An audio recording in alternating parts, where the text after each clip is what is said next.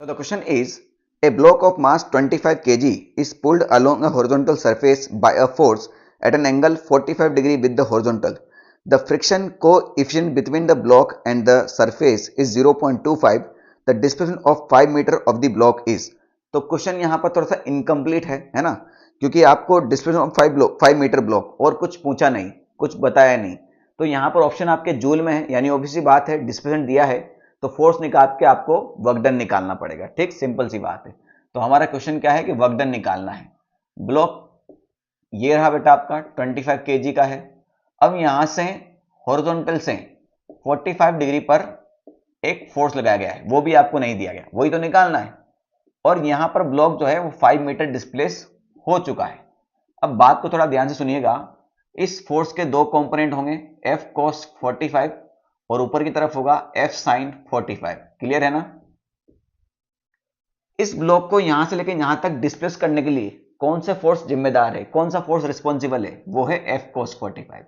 यानी अगर आपको वर्क डन निकालना है तो ये हो जाएगा बेटा अपना F cos 45 इंटू 5। सिंपल सी बात है। तो F निकल जाएगा तो काम हो जाएगा। अब यहां पर समझिए बात को कि इसका जो फ्रिक्शन का कोएफिशिएंट दिया है वो 0.25 है। ठीक है, मेरे मुंह से कोएफिशिएंट वर्ड निकलता नहीं है, पता नहीं क्यों। ठीक है, चलो कोई बात नहीं। तो जब इसको इधर की तरफ डिस्प्लेस करेंगे तो फ्रिक्शन फोर्स इधर लगेगा। अब हमें यहां पर यह नहीं बोला कि ब्लॉक को एक्सेलरेट करवाना है, आपको ब्लॉक को सिर्फ डिस्प्लेस करना है। तो आपको सिर्फ ब्लॉक को डिस्प्लेस करने के लिए मिनिमम फोर्स कितना रिक्वायरमेंट होगा, फ्रिक्शन से थोड़ा सा ज्यादा, फ्रिक्शन से थोड़ा सा ज्यादा। यानी इधर इसको कौन खींच रहा है, F cos 45, इधर अपोज कौन कर रहा है, फ्रिक्शन। यानी जो आपका F cos 45 होना चाहिए वो greater than equal to F होना चाहिए। सिंपल सी बात।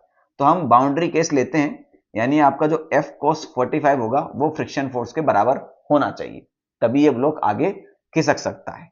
ठीक है, तो ये हो जाएगा F cos 45 हो जाएगा बेटा अपना 1/√2 is equal to friction force कितना होता है बेटा अपना, F is equal to mu into N.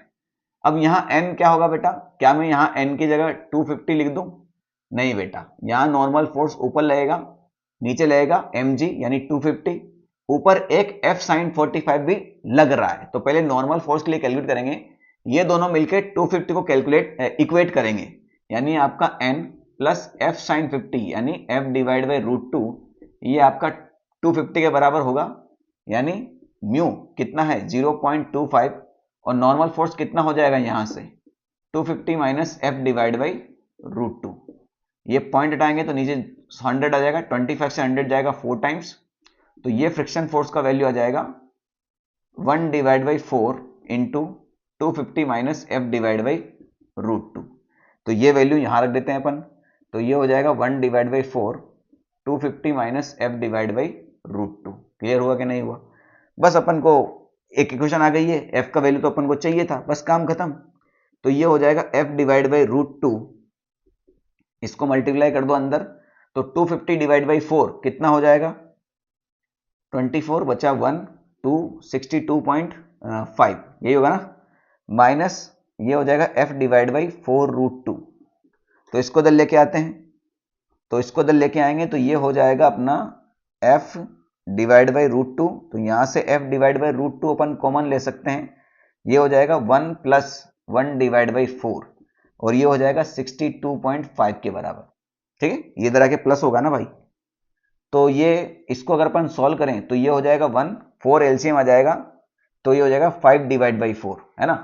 तो इसको कहाँ लिखें बेटा अपन, चलो यहां लिख देते हैं, यहां लिख देते हैं। ठीक है, तो यहां लिख देते हैं, ये हो जाएगा अपना F डिवाइड बाई √2, ये एलसीएम लिया तो 4 आ जाएगा, 4 प्लस 1 ये हो जाएगा 5 डिवाइड बाई 4 और ये हो जाएगा 62.5 के बराबर।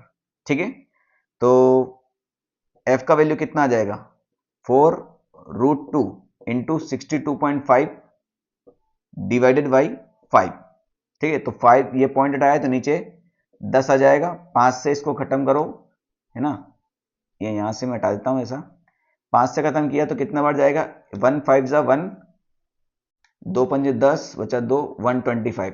ठीक है, ये 10 है बेटा यहाँ पर। ठीक है, तो फिर से ये 4 2 से कटेगा 2 बार और ये 10 जाएगा 5 बार और 5 से 25 जाएगा 25 बार।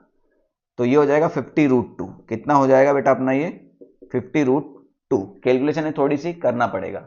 बस यहां पर f की जगह 50√2 रख दो, cos 45 1/√2 आ जाएगा और ये हो जाएगा 5। ये खत्म हो गया, 50 इंटू 5 ये आ जाएगा आपका 250। अब ये 250 आया क्योंकि अपन ने g का वैल्यू 10 रखा है। अगर अपन g का वैल्यू 9.8 रखेंगे तो 250 से थोड़ा सा कम आएगा, जो कि यहां पर 245 आपका दिया हुआ है।